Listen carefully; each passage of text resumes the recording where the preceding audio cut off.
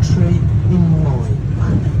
So, you have just visited the most northerly coffee shop on mainland Wales. Ooh, there we go. So right in front of us you can see the promontory. That was where the Royal Artillery School came up from the south of England. And to connect to that where the picnic area is, there are tank tracks that led to a secret lair. On the right hand side, that was the largest gun was a concrete warfare. So they used to fire at the Isle of Man, which is just to your right. On a very clear day you can see the Isle of Man. Not today, I'm afraid. Just about half a night. So over on the left we've got the secret lair. There was a concrete building up there. That was where they were doing the radar for World War II. So that was instrumental in winning the war. That's incidentally where carrots make you see better come from. That was World War II sort of distraction for the Germans. So there are 4 artillery bunkers just below us here, covered in graffiti. They are great to listed graffiti. Now, if you want to visit them, I'll show you where. Puffin Island! Go on, hazard a guess what's on Puffin Island? Sheep! No, it's not puffins. Puffins are burrowing birds. A comparison to that is Yellowstone Park. So over on the right is Menai Strait. This is the Snowdonia Range. You can just about make out the top of the river here. Look at the 2 highest points, one of them's covered in a bit of cloud. Look to the right of that, you see a little tiny point of it. Just to the right of that, you'll see a tiny little point. Someone is waving at you right this second. So if you want to go 2 finger, and wave back at them, please do. So that is the 3rd largest national park in the UK. Has the 2nd highest peak in the UK, only beaten by Ben Rivers. So if you follow it down to the left, you can see a river, that's the River Conway. You see a grey bridge across that, that was designed by Thomas Delford. Also designed the Menai Bridge. It is a suspension bridge, the council wanted to get rid of that one. In their infinite wisdom, the National Trust stepped in and said, oh no you don't. You can still walk across it, and on certain days you can pause. So Conway Castle itself was 15th century. Edward I sent all his troops back. The 2 little huts to the left are called the Ganway, that's the Padre. So he brought all his troops back up here basically.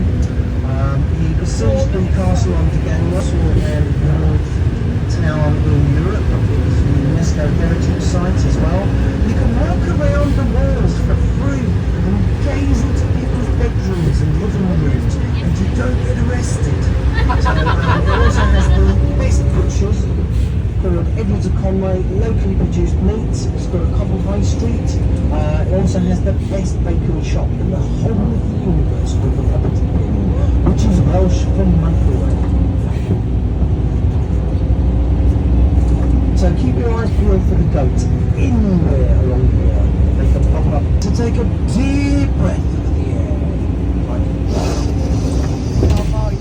It's a bit weird just saying, no, I'm telling you to breathe that, because that's posh people's air, that's rich people's air, that is. All those houses down there, that's got Llys Helig, which is Heather Court.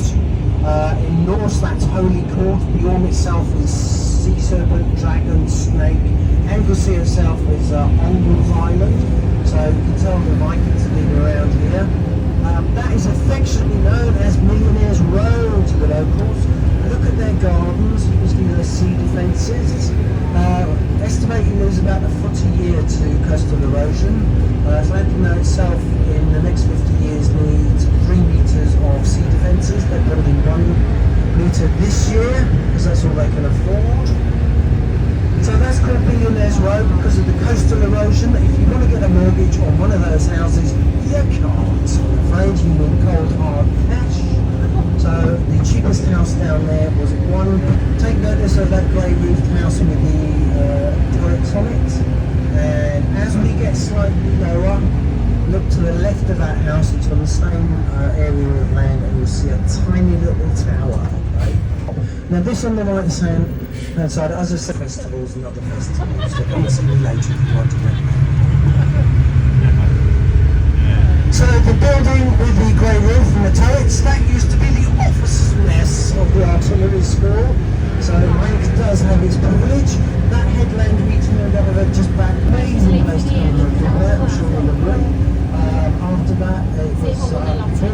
Jewish community. Their mums come here, give birth, have a couple of weeks under the land, and they take them on. So look to just to the left of this last column. As we get a bit lower, you'll see it's just a tiny tower that looks like it's got height. So that was the Bishop of Bangar's palace. The Bishop of Bangar's 20 miles away. He crowned the first Prince of Wales for Edward I.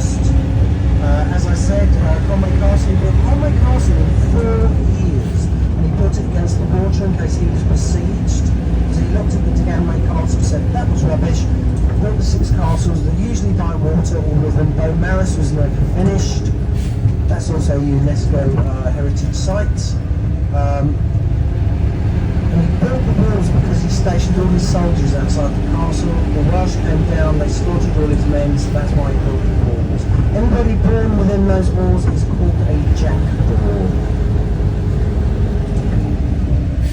So the Bishop of Bangor had his palace. That is the last remaining bit, that little tower. The rest of it fell into the sea. Monk's Walk. Everybody believes it's blessed because basically, even in the most arid summer, it still remains green.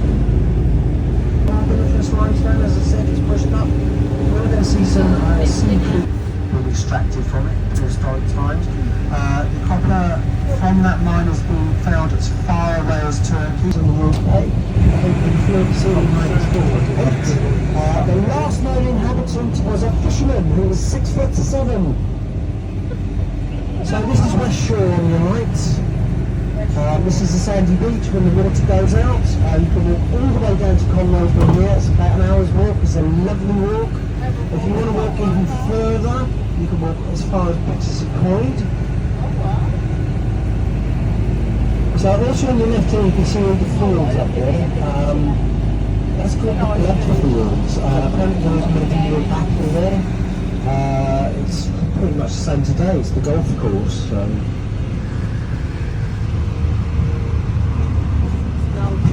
let me tell you a bit about the gates. If you're lucky to see them, keep your eyes peeled, there might be sort of walking on the side. This is our last toll house, it's a great residence. This occasionally goes up Airbnb, so keep your eyes peeled for this one. I'm just going to talk about a hole in the ground first of all. Right? So just behind this, there's a hole in the ground. It used to be called Penmore. Again, 80s. There's something about the 80s and awesome. This burnt down, so they can reclaim the land. This is available for sale for £2 million if you want it. Yes, that's why we have so much Alice in Wonderland around the town. Much debate about where he wrote this. Because he's from Oxford, he certainly finished off the book in Oxford, but I've started rereading it. You can certainly see the influence of White Rabbit and their holes, things like that. So I'm able to see all the statues, Simon Hedger carvings, I believe they're chainsaw carvings, all the statues. Or you can go to the Tourist Information Board in Victoria Centre in the middle of town, right at the back of Victoria Centre where nobody can farm. Realise they're losing his garden out completely. He persuaded Queen Victoria to give him the goats where he dumped them on the lawn. Miraculously, the goats in his garden appeared on the lawn. To this day, 200 years, that's where the herd comes from. It has become its own unique genus. Okay, so they are very specific to that orm and that headland. Every year they try to introduce new animals to strengthen the genes. The last 2 animals introduced is one called Humbug, and they have arrived from France. So over on the right is the boating lake. It is a general model boating lake. The locals think this is a training area. They train the young guys to swoop down on your Greg's pasty, any small animal, any small dog, any slow moving person, and to poo all over your car. Wipe it off as soon as possible because it burns through the paint. That's just a tip from me, okay? Over on the right hand side is the West Shore toilets, 50p a shot. That kids play area, that was the site where the original railway station was going to be. Didn't happen. Look to the left and the house with the clock in front of it. As we turn the corner, behind the pole Then there is the Cheshire Cat with his turkey teeth, and on the left is a Fred Forrester marble statue of the White Rabbit. That was unveiled by Lord George. That was originally in the boating pond. Pastime of the local kids was to snap the poor bunny's ears off. They encased it, and he's still got his ears. He used to be in the boating pond. So that's Circular Building. That was the turning station for the Llandudno Bay Electric Company. So that's where they turned. The house behind it was the tram house. And it ran all the way up to Colwyn Bay.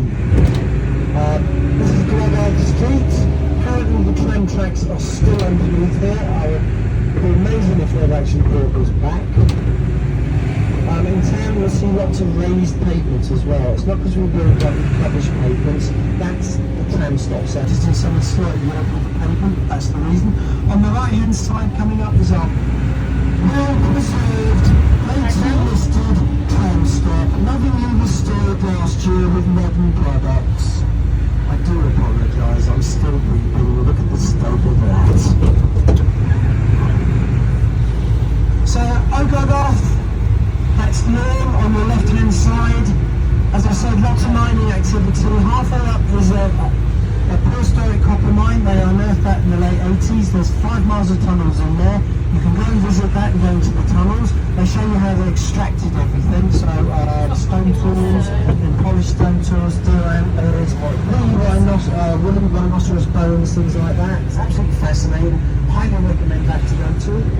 But these houses on the left, that was the original village of Llandudno.